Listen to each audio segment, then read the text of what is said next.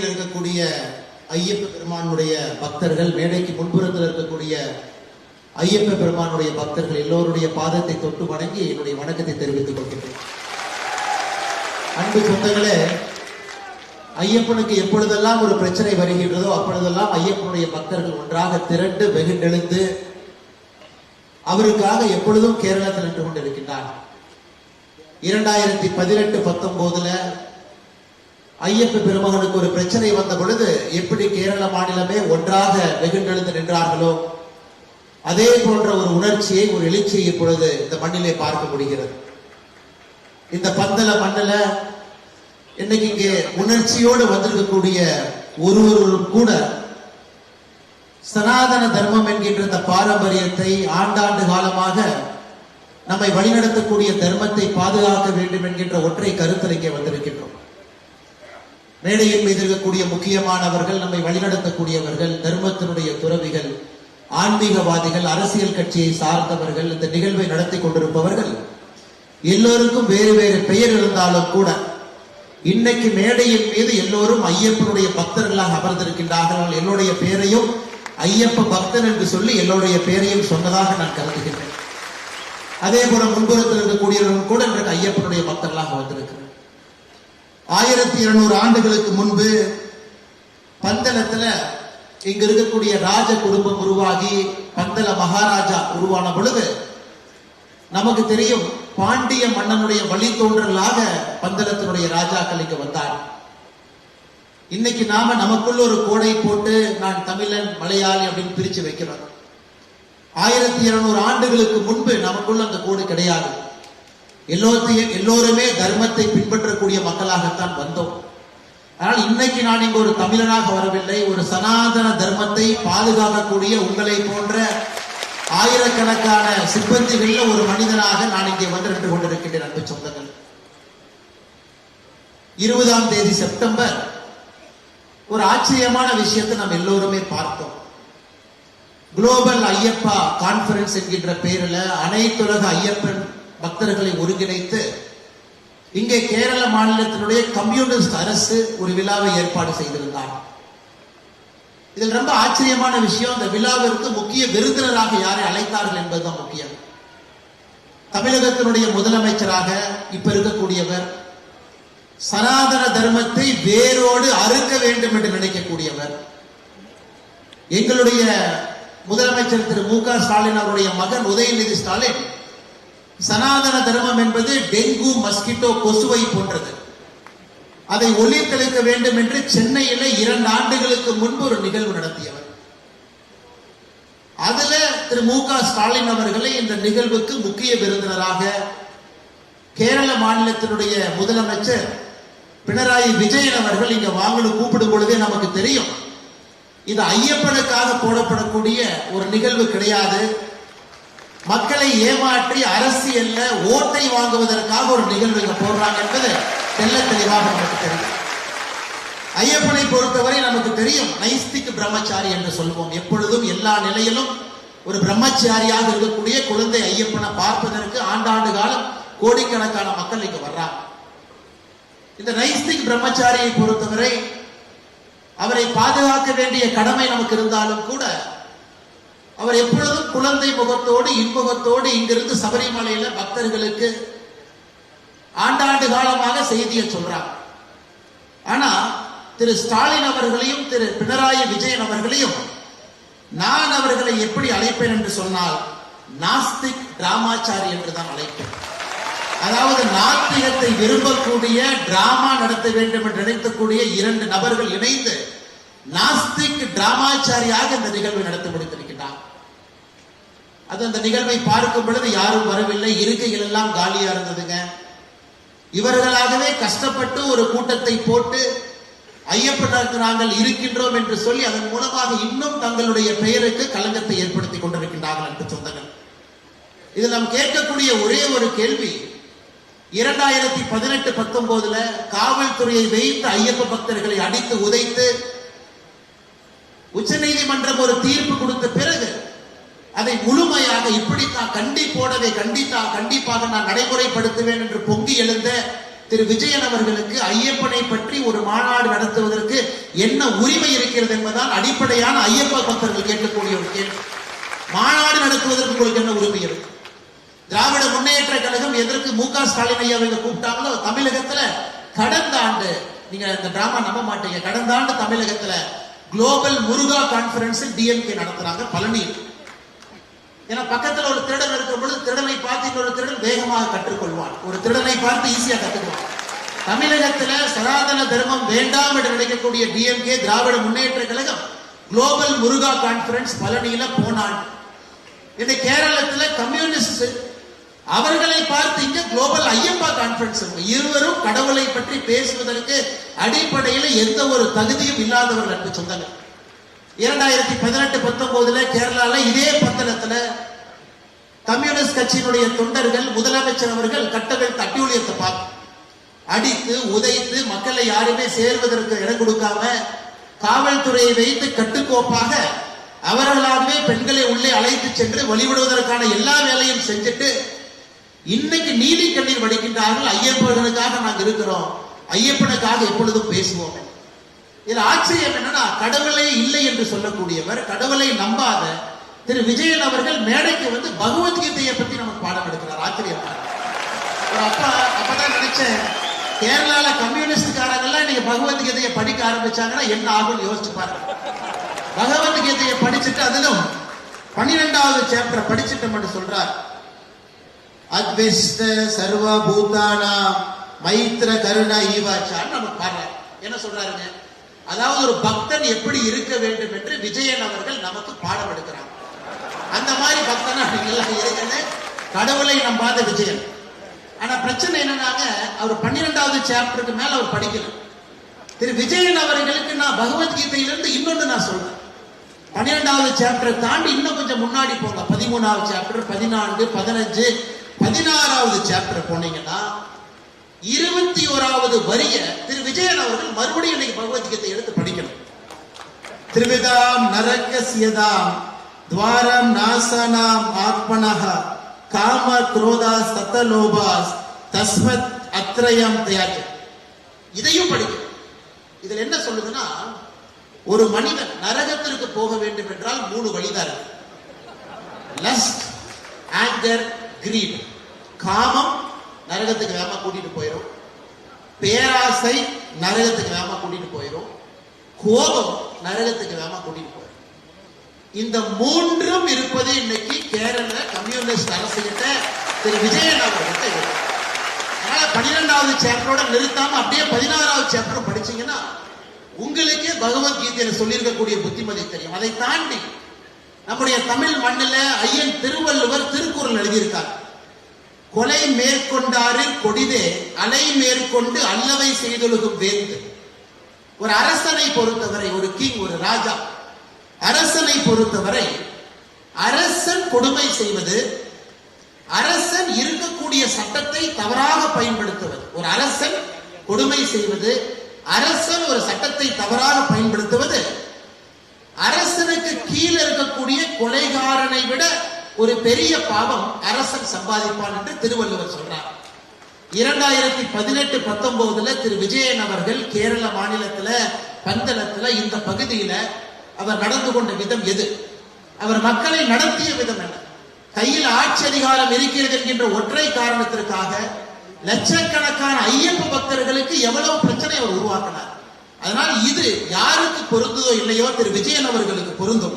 கொலை மேற்கொண்டாரின் கொடிதே அலை மேற்கொண்டு அல்லவை செய்தொழுகும் வேந்து. அரசன் செய்யக்கூடிய தவறுகளை விஜயன் அவர்கள் 2018-19 செஞ்சிருக்கிறாங்க. அதனால தயவு செஞ்சு பகவத்கீதை பாடத்தை எங்களுக்கு எடுக்காதீங்க. கண்ணாடியை பார்த்து நீங்களே உங்களுக்கு சொல்லுவீங்க எப்படி அரசனாக வாழ வேண்டும், எப்படி மனிதர்களை மனிதர்களாக இங்கே மதிக்க வேண்டும். அன்பு சொந்தங்களே, இதையெல்லாம் தாண்டி இன்னொரு படி முன்னாடி போனோம். திரு விஜயன் அவர்கள் ஓணம் பண்டிகையை அரசு அலுவலகங்களை யாராச்சும் கொண்டாடினா அது ஆன்டி இந்து, அவங்க கொண்டாடக்கூடாது. அவருடைய பிடபிள்யூ மினிஸ்டர் சுதாகரன் அவங்க சொல்றாங்க, இந்த நிலவிலக்கு ட்ரெடிஷனல் லேப் இதெல்லாம் நாம் நடத்துறதே அரசு நிகழ்ச்சியில நடத்தாதீங்க. கேரள மாநிலத்தினுடைய ஸ்பீக்கராக இருக்கக்கூடிய சம்ஷீர் அவரை பொறுத்தவரை நாடு கணேசா கணபதி அவரே ஒரு மித், உண்மை கிடையாது. தாமஸ் ஐசக் முன்னாள் கேரளத்தினுடைய நிதி அமைச்சர், வாமன அவதாரே ஒரு பொய். திரு ஜெயராஜன் அவர்கள் கம்யூனிஸ்ட் கட்சியினுடைய தலைவராக இருக்கிறவங்க பரசுராமரே ஒரு மித்து. இந்த கேரள மண்ணை பொறுத்தவரை பரசுராமர் சேத்திரம் கிடையாது அப்படின்னு கேரள மண்ணில் இருக்கக்கூடிய ஒரு கம்யூனிஸ்ட் கட்சியினுடைய தலைவர் சொல்றாங்க. இவ்வளவு விஷயங்கள் பேசக்கூடிய ஒரு கட்சியிலிருந்து வந்திருக்கக்கூடிய விஜயன் அவர்கள் இன்னைக்கு ஐயப்பனுக்காக ஒரு நிகழ்வை நடத்திவிட்டு நாங்கள் ஐயப்பனுக்காக இருக்கின்றோம். சமீபத்தில் ஒரு படம் பார்த்திருப்பீங்க, ஒரு நெட்ஃபிளிக்ஸ் சீரீஸ் ஸ்கேம் 92. எப்படி 2 பேர் சேர்ந்து பாம்பே ஸ்டாக் எக்ஸ்சேஞ்ச ஸ்கேம் பண்ணாங்க. இன்னைக்கு இந்தியாவில 2 பேர் இது மாதிரி செய்யறாங்கன்னா, ஒன்னு ஸ்டாலின் அவர்கள், இன்னொன்று விஜயன் அவர்கள்.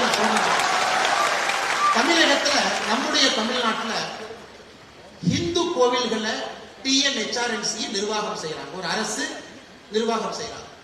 1985ல 5,25,000 ஏக்கர் இருந்த TNHRNC இன்னைக்கு 4 லட்சம் ஏக்கர், 1,25,000 ஏக்கர் காணாம போயிடுச்சு. 1985க்கு பிறகு 40 ஆண்டுகள்ல தமிழ்நாட்டினுடைய இந்து அறநிலைத்துறை நடத்தக்கூடிய கோவில்கள் 46,000 கோவில், 46,000 temples managed TNHRNC.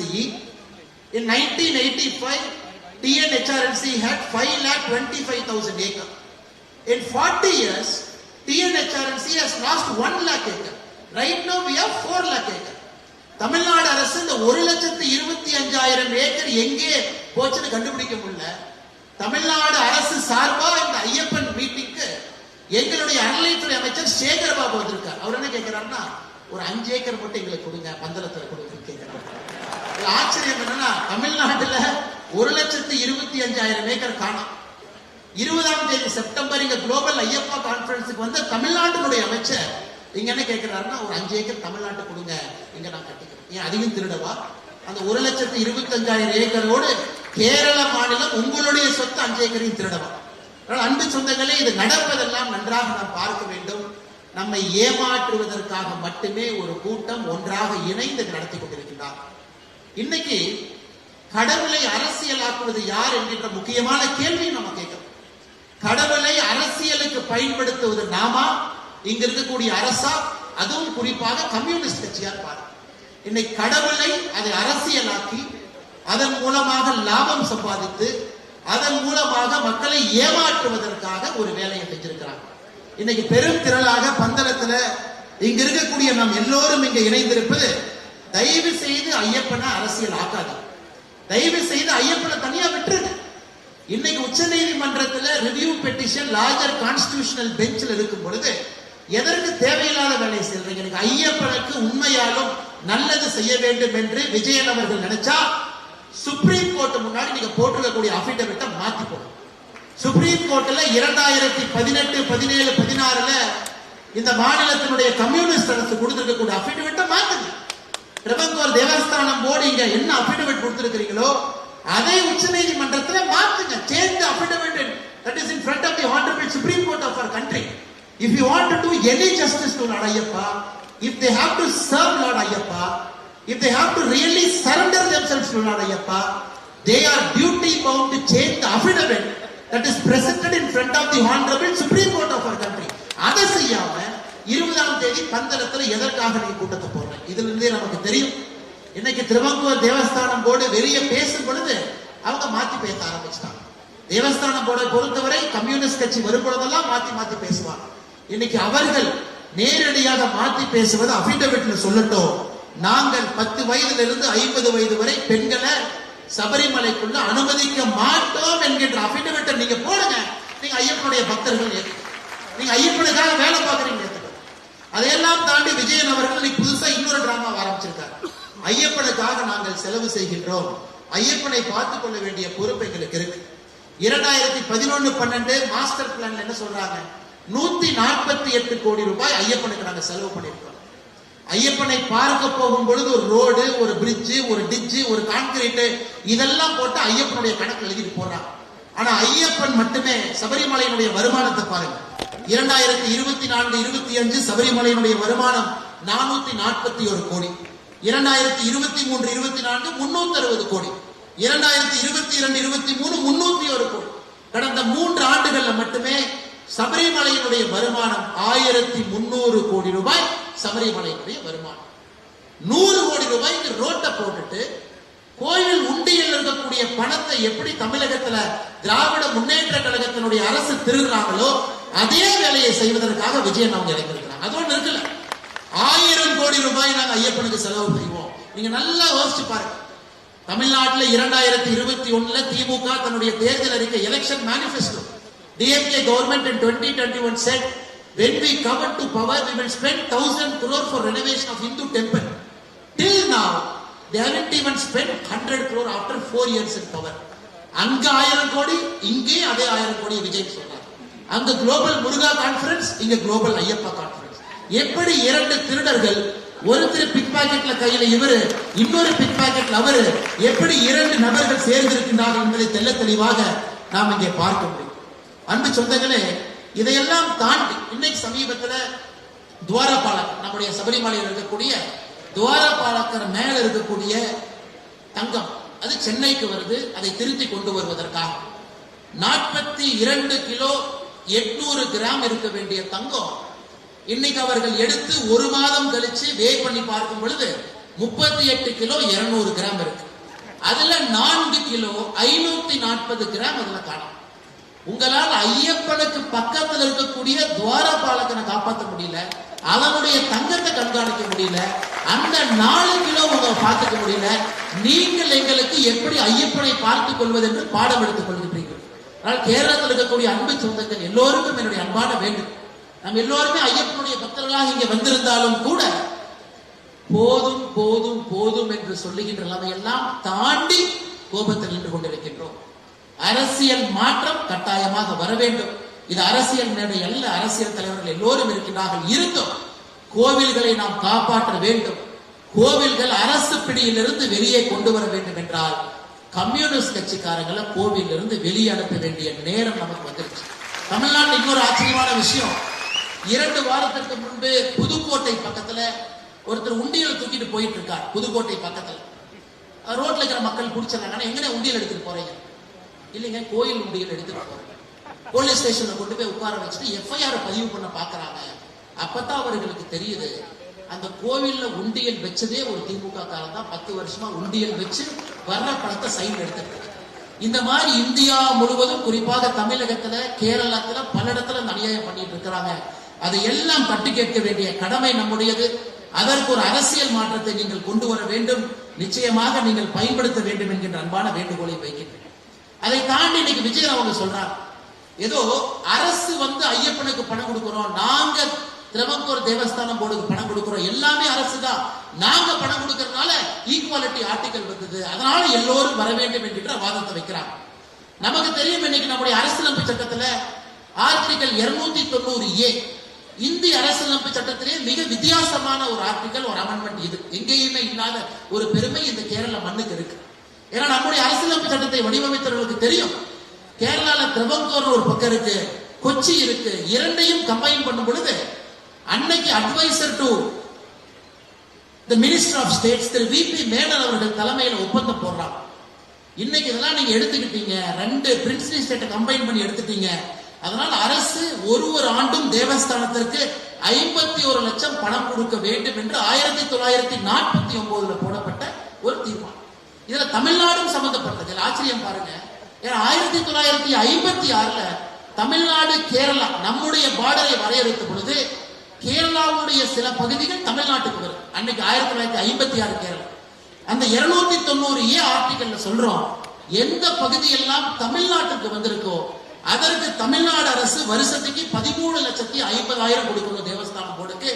கேரள அரசு 46,50,000 கொடுக்கும். So Mr. Vijayan has to understand, it is not the money that is thrown at Ayyappa, it is a constitutional obligation by the government to give money to the Travancore Devasthanam Board, not by Kerala, even by Tamil Nadu. Tamil Nadu அரசும் வருடத்திற்கு 13,50,000 ரூபாய் கொடுக்கணும். காரணம், கேரள பகுதியிலிருந்து தமிழ்நாட்டுக்குள்ள வந்திருக்கக்கூடிய கேரளத்தினுடைய பழைய நிலத்தில் இருக்கக்கூடிய கோவிலுக்கு தமிழ்நாடு அரசு கன்சாலிடேட்டட் ஃபண்ட்ல இருந்து கொடுக்கணும்.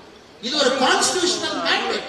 ஏன்னா இங்கிருந்த கோவில்களை பாதுகாப்பதற்காக கொடுக்கப்படுற நிதி, அதை அப்படியே மாத்தி கடந்த 75 ஆண்டுகள் அப்படியே இந்த கான்செப்டை மாத்தி ஏதோ அரசு பணம் கொடுப்பதால் மட்டும்தான் இங்க இருக்கக்கூடிய கோவில்கள் வாழுகின்ற என்கின்ற மாயத் தோட்டத்தை ஏற்படுத்தி அதை உச்ச நீதிமன்றம் வரைக்கும் கொண்டு போய் அதுல ஆர்டிகல் 21, 25 கொண்டு வந்து அரசு பணம் கொடுக்கறதுனால எல்லா கோவில்ல எல்லோரும் செல்லணும், குறிப்பாக பெண்கள் சபரிமலை ஐயப்பனை பார்க்க செல்ல வேண்டும் என்கின்ற வாதத்தை வைத்து இன்னைக்கு இந்த பிரச்சனை போயிட்டு இருக்கு. ஆனால் நிச்சயமாக எனக்கு நம்பிக்கை இருக்கிறது, உச்ச நீதிமன்றம் லார்ஜர் கான்ஸ்டிடியூஷனல் பெஞ்சில இதை அவங்க மறு தீர்மானம் செய்யும் பொழுது ஐயப்பனுக்காக நல்ல ஒரு முடிவு, நல்ல ஒரு தீர்ப்பு வரும் பொழுது இந்த கம்யூனிஸ்ட் அரசனுடைய முகத்துல கரியை நாம் பூசத்தான் போகின்றோம், அதுவும் நடக்கத்தான் போகிறது. நம்முடைய காலத்தில் அதையும் பார்க்கணும். அதனால இந்த அற்புதமான இந்த மாநாட்டில் பங்கேற்கக்கூடிய எல்லா தலைவர்களுக்கும் இந்த நேரத்தில் நாம் நெஞ்சார்ந்த பாராட்டுக்களை, வாழ்த்துக்களை தெரிவிக்கணும். காரணம், 20ஆம் தேதி அரசு நடத்திய கூட்டத்தை விட 10 மடங்கு பெரிதாக ஆன்மீகவாதிகள், பெரியவர்கள், அரசியல் கட்சியினுடைய தலைவர்கள், சாதாரண பொதுமக்கள், ஐயப்ப பக்தர்களை எல்லோரும் கொண்டு வந்து கேரள மாநிலம் ஒரு செய்தியை சொல்லி இருக்கிறது. ஐயப்பனை தொட்டால் நாங்கள் விடமாட்டோம் என்கின்ற பெரிய செய்தியை சொல்லியிருக்கிறோம். அது 2026 தேர்தல் களத்தில் அதை எதிரொலிக்க வேண்டும் என்கின்ற ஒரு ஐயப்ப பக்தராக என்னுடைய கருத்தையும் இங்கு வைக்கின்றேன். கடைசியா திரு விஜயன் அவர்களுக்கும் கம்யூனிஸ்ட் ஆட்சி எங்களுடைய வேண்டுகோள், நீங்கள் புரிந்து கொள்ள வேண்டும், மனிதனுடைய சட்டங்கள், உங்களுடைய சட்டங்கள் ஐயப்பனுக்கு பொருந்தாது என்பதை எப்பொழுது புரிந்து கொள்ளுகின்றீர்களோ அன்னைக்கு உங்களுக்கு நல்ல புத்தி கிடைக்கும். இரண்டாவது, பகவத்கீதையை முழுசா 18 சாப்டர் படிங்க, 12 சாப்டரோட நடிக்கிறாங்க. மூன்றாவது, கேரள அரசும் தேவஸ்தானம் போர்டும் இன்னைக்கு உச்ச நீதிமன்றத்தின் முன்பு நீங்க போட்டிருக்கக்கூடிய அபிடவிட்டை மாத்தி ஐயப்பனுக்கு ஆதரவாக நீங்கள் கொடுக்கும் பொழுது ஐயப்பனுக்காக நீங்கள் இருக்கின்றீர்கள் என்கின்ற பொருள். அதுவரை எத்தனை மாநாடு நீங்கள் நடத்தினாலும் நாங்கள் நம்ப போவது கிடையாது. 2018, 19 அந்த ஆர்ப்பாட்டத்தில் பங்கேற்ற எல்லோரின் மீதும் வழக்கு போடப்பட்டிருக்கிறது. அந்த வழக்கை உடனடியாக நீங்கள் கைவிட வேண்டும் என்பதும் இதன் மூலமாக சொல்லுகின்றோம்.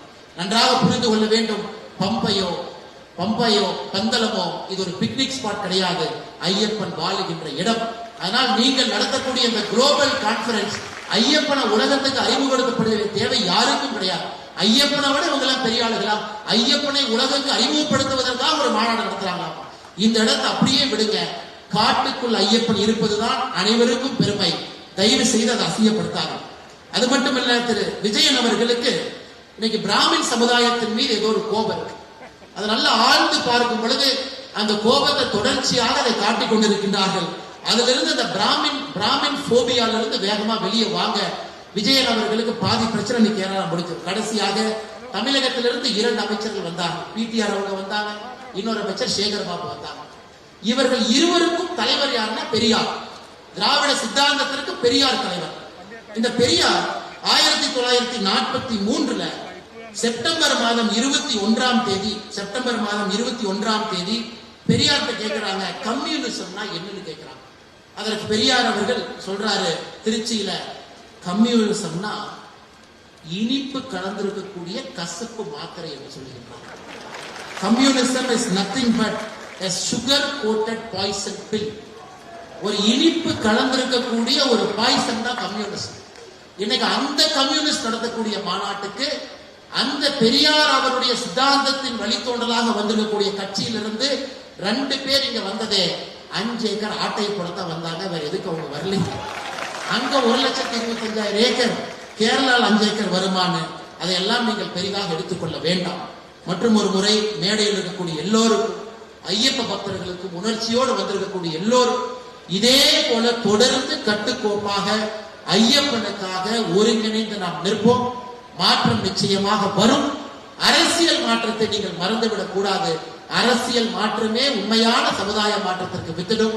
2026 தேர்தலை நாம் பயன்படுத்தி கடவுளுக்கு எதிராக, ஐயப்பனுக்கு எதிராக இருக்கக்கூடிய கம்யூனிஸ்ட் கட்சி ஆட்சியை இங்கிருந்து தூக்கி எறிவதற்கு நாம் ஒன்றிணைவோம். அதை நீங்கள் ஐயப்ப பக்தர்களாக நிகழ்த்தி காட்ட வேண்டும் என்கின்ற வேண்டுகோளை வைத்து வாய்ப்பு கொடுத்த நல்ல உள்ளங்களுக்கும், மேடையில் இருக்கக்கூடிய தலைவர்களுக்கும், சபரிமலை சம்ரட்சண சங்கமத்தில் இருக்கக்கூடிய எல்லா அண்ணன், குறிப்பாக எஸ்ஜிஆர் குமார் அவர்களுக்கும் என்னுடைய நெஞ்சார்ந்த நன்றிகளை தெரிவித்துக் கொள்கின்றேன். நன்றி, வணக்கம். சுவாமியே சரணம் ஐயா.